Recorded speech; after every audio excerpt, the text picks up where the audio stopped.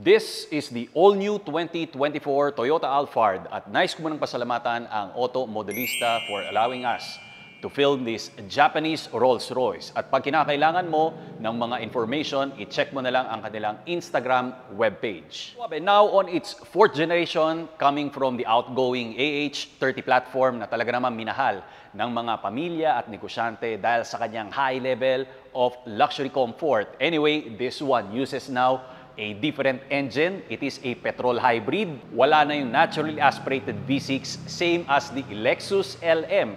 Kaya naman, bakang iba ma-disappoint, pero don't worry kaswabe kasi nagkaroon ito ng maraming enhancement like the reduction of vibration and improvement sa kanyang rigidity. At alam mo ba kaswabe na etong automobile na to, halos Lexus na to na nasa badge ng Toyota.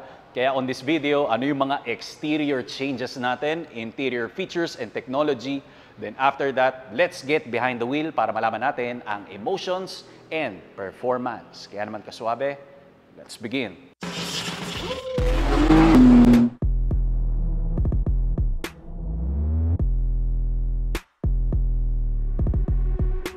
Kaswabe, for its first notable feature, mas naging prominente and outstanding ang ating front fascia. Nag-add nga pala sila ng 2.9 inch sa overall length nito na makikita mo sa kahabaan ng ating bonnet. They now uses the Toyota badge. Nawala na yung Alphard insignia, pero don't worry dahil nandun lang ito sa front door window B-pillar natin. Actually, mas lumaki ang front grille ng mga 20 to 30% compared sa kanyang predecessor, but the ground clearance remains the same, 8.6 inch. Then, yung 3 LED xenon bulb natin is very familiar sa mga LC300. I hate to say this kaswabe na parang Hyundai's parametric jewel-like design yung mga LED DRL natin dito. Pero ang amazing feature niyan is sequential ang kanyang movement. Next detail naman tayo. Moving on sa kanyang side profile, it is very obvious na yung mga flowing lines dito kaswabe ay Lexus body motions na. But here sa B-pillar, mas naging subtle yung design niya compared doon sa predecessor na napakataas ng fin breaker, and you will see the Alphard insignia na nasa door window natin at pwede mo pa siyang haplus-haplusin. Pag ang key fob, nasa katawan lang natin, this is a smart entry technology. Of course, snap open lang natin and napakaswabe ng kanyang movement. Pero mamaya na natin pag-usapan kung ano ang meron sa ating mga Ottoman VIP seating. Actually, nag-increase nga pala ang height nito ng 2.4 laban doon sa kanyang predecessor, and sporting sa ating wheels and tires. This is Michelin Primacy 225 18-inch, pero doon sa kanyang predecessor, alam ko mga Bridgestone ang gamit na rubbers doon. It is 235mm and 17-inch. McPherson ang damping system, doon naman ay double wishbone with a two-tone finish. Next detail naman tayo. Beneath the premium skin of this minivan is a 2.5-liter inline-4 petrol hybrid. Kaswabe ang combined power nito with the electric motor, and bago nating makina ay nasa 247 horses. Well, we have to wait para dun sa specific figure ng kanyang torque. Ang predecessor ay nasa 296 horsepower, 3.5 naturally aspirated V6. Pero don't be disappointed kaswabe because this one is more fuel efficient. Ang capability nito, pwede kang umabot ng 14 kilometers per liter combined, pero doon sa kanyang predecessor ay 9 kilometers per liter. Actually, napakaluwag ng engine bay natin. Pwede mo pang patungan ito ng supercharger. Kasyang-kasya. Bago na ang makina natin, hindi na rin ito katulad ng Lexus LM. 825A FXS or yung tinatawag nila na Toyota Dynamic Force Engine. Pamilya ito ng mga hybrid and inline 4. Nag-debut nga pala ito sa hybrid na Camry noong 2018 bilang 8th generation. Then ginagamit rin ito ng isang Toyota Crown. Mated siya ng ECBT. Next detail naman tayo. Kung mapapansin natin sa kanyang rear fascia, very consistent ang ating body motion styling kasi yung mga curves and lines nagko-cross sa ating tailgate. Mamaya may surprise dito, kaya hold on ka lang kaswabe. Nawala yung big chunk na chrome panel, sinubstitute ng Alphard na font, Toyota badge, then mas naging sportier and much aggressive ang ating mga taillights because now you get cluster of LED na mga platelets. Sequential ang ating turn signal. This is your reverse markers. HEV badge. Ngayon, eto yan. We have to celebrate, kaswabe. Wala na ang manual tailgate sa isang Alphard. Manual opening pa rin. Medyo mabigat. Yan. Because now, we get power tailgate. Nasaan yan?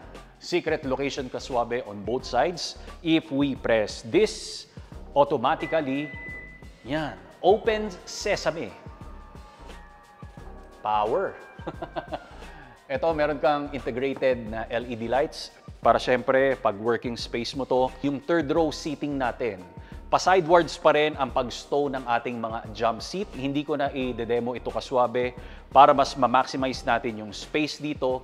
Pero pag kinakailangan mong galawin, yung ottoman natin na second row VIP seating to move forwards, backwards, and even yung position ng mga backrest natin, meron kang mga integrated switches dito sa gilid. Plus, you get warm lights na dire-diretso yun up until doon sa roof liner natin na very premium ang kanyang look. Interior naman tayo. Introducing Autosport. Kaswabe, this one is the world's most innovative mobility scooter that we can get para sa ating lifestyle and sa mga kababayan natin na PWD. Madali lang to. Comes with 2 separate parts na pwede mong gawing trolley at the same time. Installed nga pala doon sa harap ang iyong illuminated LCD display for you to see the performance and enhanced lighting system para sa safety precautions pag nasa road ka or sidewalk na pwede mong ilagay sa sports car or regular car na trunk kasi maliit lang ito and very lightweight. Within seconds, ang dali lang i-assemble. Up to 10 speed ang kanyang taglay and 10 kilometers per hour ang kanyang maximum na pinartneran mo ng shock-absorbing flat-free tires for advanced performance and auto braking system. At hindi lang sa kotse, mantakin mo, pati sa tren, pwede. And flight-approved ang ating baterya. Meron tayong lisensya. So, ibig sabihin, pag nag-travel ka around the world, kayang-kaya mo itong ilagay sa cabin at ibaba mo, ma-assemble mo kagad ito. Ang design nito ay talagang super passionate sila para ipakita sa inyo ang performance. So, ganun lang yon. Be active, be free, be yourself by Autosport. Ang link ay nasa description below para i-check mo na lang, kaswabe. Kaswabe, welcome sa ating ultimate third row seating, and the amenities that we get here ay sobrang laking spasyo. Actually, kahit anong klase ng activities pwede natin rito gawin by pressing a single switch. Power gliding ang ating mga ottoman VIP seating, pero ang standard na VIP seat ay ganito. Sa left side, you can press this para mag-move forward. Then pag medyo naiinip ka, merong manual lever dito para sa kanyang adjustment. Pati yung sandalan, pwede rin natin i-adjust. The disappointment lang kasi hindi butterfly headrest ang treatment dito sa ating third row. Pero soft padded pa rin lahat ng mga seats natin. Perforated ito. Plus you have grab handle. Meron kang coat hook. Kahit nasa third row ka, feeling VIP and special treatment pa rin kasi you have your own sunshade. Yan o. Dual na cup holder. USB, manual lang yung pag-recline ng mga seats natin, pero ingat lang dahil meron mga stops dito sa likod. Map lights, meron siyang 3-level stages ng brightness. When you press this, humihina, humihina, hanggang sa nag-brown out na. Pero again, switch back mo lang. Ito naman for eyewear. Punta naman tayo sa ating ultimate driver cockpit. We are here sa ultimate driver cockpit ng ating all-new 2024 Alphard. Anyway, it is super refreshing, kaswabe, compared doon sa predecessor na may pagka-old vibes na talaga yung feeling doon. Pero dito, super sleek, very clean, very minimal. Alam mong Lexus automobile na nasa Toyota badge. Bakit ko sinabi yan? Kasi yung center console, umpisahan natin. Okay, mas naging malinis ito. Meron kang dual cup holder, tapos meron ka pang lalagyanan ng mga coins. I don't know kung kasya ang cellphone dito, pero next time na lang natin itry.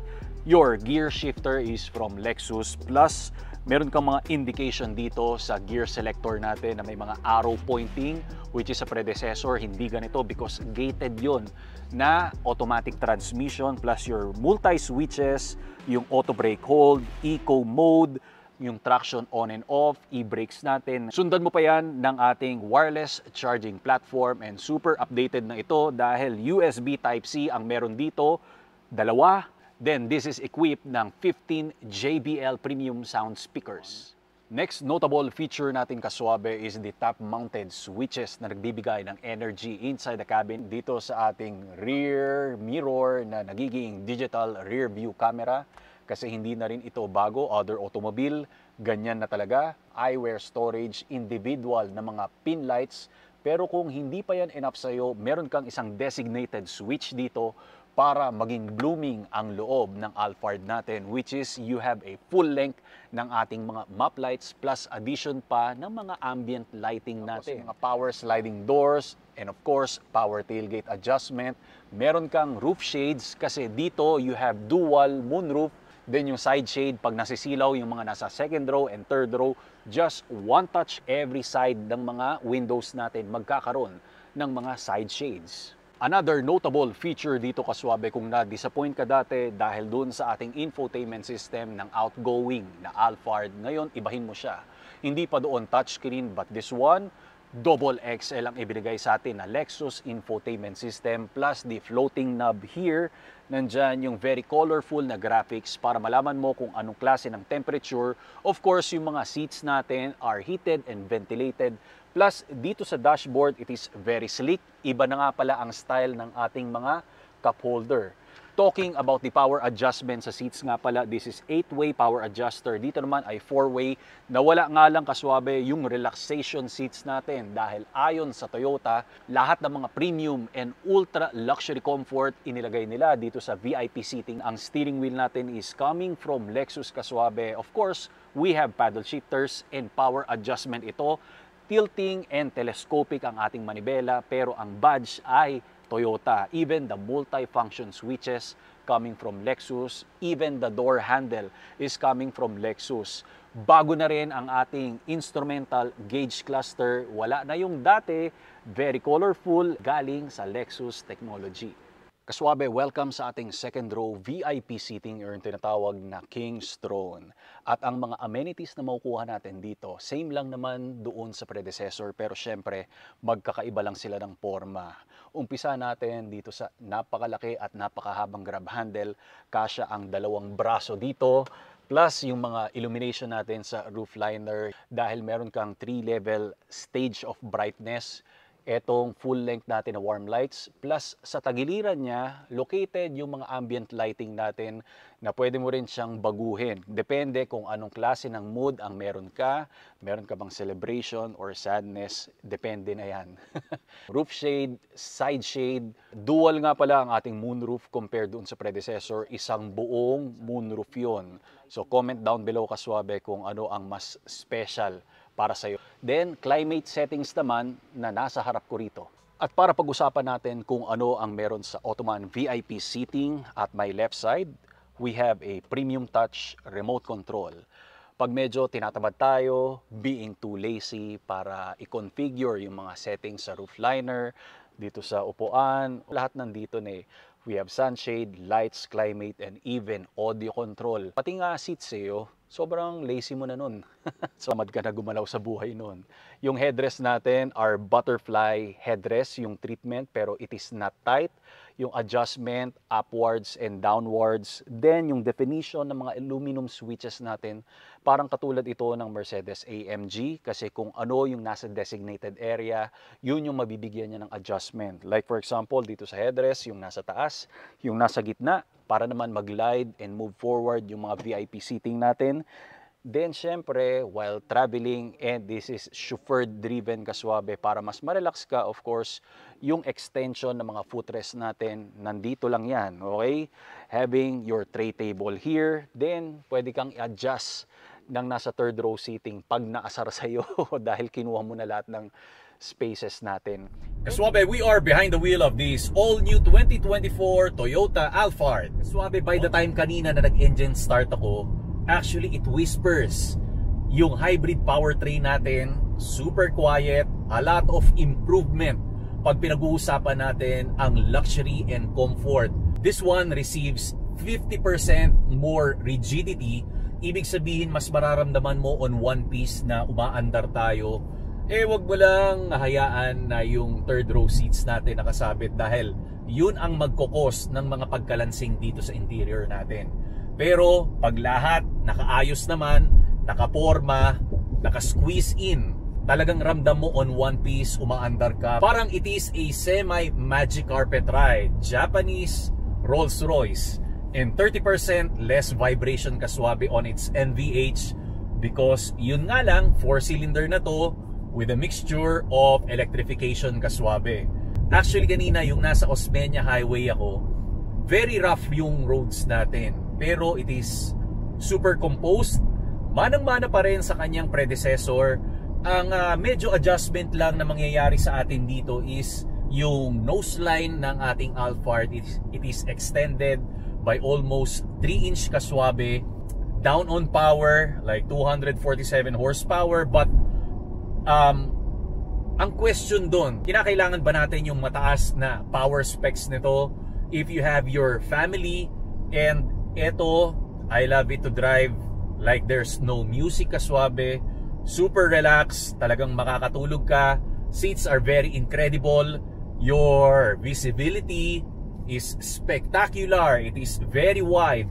The steering wheel, I am very impressed. It is super soft kaswabe. Easy to maneuver, easy to handle. Wala siyang mabigat na weight na mararamdaman. Gas pedal are okay. And you have a gauge cluster coming from the Lexus. 1/3 ng noise cancellation na-receive natin. And yung vibration, pag nasa mid-range power and full acceleration, doon natin mararamdaman. Pero at low speed, pwede kang tumakbo rito kaswabe ng nasa EV mode. Okay, halos hindi mo na mararamdaman na nagmamaneho ka, lalo na if you are moving na slight speed lang. It feels great na ang Alphard very modernized na, coming from the Lexus technology. Anyway, kaswabe, that's it. I hope you had fun dito sa ating 2024 Alphard. This is available kaswabe sa Auto Modelista. Pag medyo napapagod na tayong pumila sa dealership, on the spot gusto mo magkaroon, and you can customize, depende kung anong klase ng need mo. Pwede mong ipanregalo ba ito, pwedeng pag kinuha mo naka-cover, naka-ribbon, pwede nilang gawin sa iyo yon. Kumbaga, mas maramdaman mo yung milestone na mangyayari sa'yo pag kumuha ka ng ganitong klaseng vehicle, okay? I-check mo na lang kung ano ang pinaka-Instagram page nila. Follow me on Instagram. Subscribe for more kaswabe because marami pa tayong darating na mga luxury performance reviews. God bless kaswabe. More power, more performance.